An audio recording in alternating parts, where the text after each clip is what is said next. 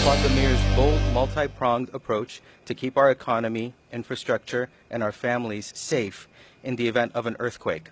That is why I have introduced Assembly Bill 428, the Seismic Retrofit Tax Credit.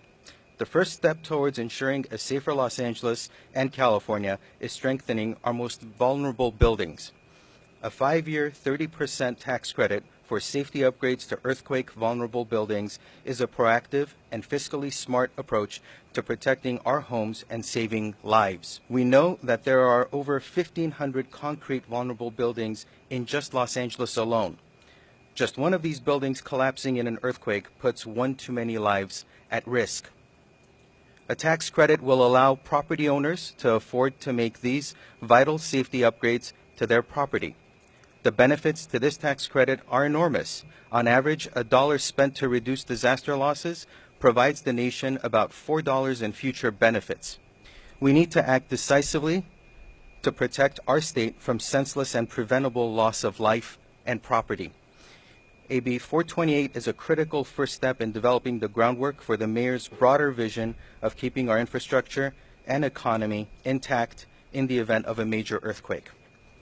In the words of the mayor's science advisor for seismic safety, Dr. Lucy Jones, it's time to get concrete about concrete.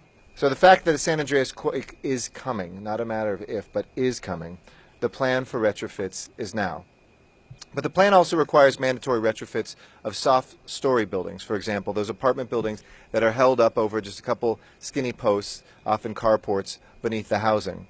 These exist throughout the valley, throughout Los Angeles. And Assemblymember Nazarian's bill, AB 428, is an important step in making our resilience preparation plans a reality by creating a new tax credit to help building owners retrofit some of the most at-risk structures. To our state leaders, join with Assemblymember Nazarian. We as a city cannot do this alone. We need our state and hopefully our federal government to help as well. But today before us, by providing a financial incentive, this bill encourages building owners to take action now, not just to protect their property and their investment, but all the lives of the tenants who live in them. We have got to prepare ourselves, not just as a city, but we need to work with government across the board. And that's one of the things I love about this measure that Mr. Zarian is putting forward.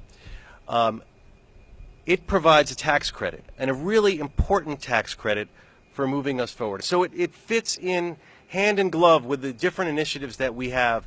In fact, it could really be the anchor to move us forward. So I'm so pleased for the foresight and vision that Assemblyman Nazarian has had in putting this bill forward, and I know that I and the city are going to get behind it and work to help make it law, because it is critical for us here in Los Angeles, but it's also critical for the entire state. The soft story challenge that we have here in the San Fernando Valley is especially pronounced. If you drive anywhere in the valley, you'll see it.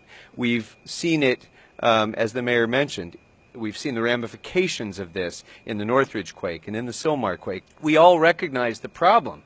But here's the challenge. These are the very same buildings that provide us with so much of our affordable housing in the San Fernando Valley, much of it rent-controlled. At the same time, many of these buildings are owned by mom-and-pop apartment building owners who don't necessarily have the resources to do the upgrades that they know are necessary. So what are we supposed to do? Thankfully, we have a great assembly member, my assembly member, Adrian Nazarian, who comes to the rescue with a solution. It's a very smart bill. There will be nominal cost to the state.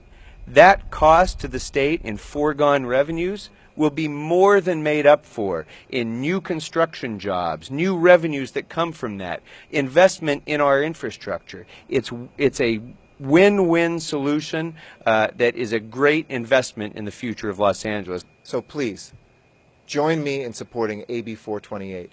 Let us support our assembly member, make sure that the state plays its role. And as I said when we released our report, earthquakes don't end where the city of Los Angeles boundaries do. For other cities in the region, for other counties, and throughout California, this is a common sense bill that will set forward a pathway to help building owners, to help landlords and tenants alike create a safer and a greater Golden State.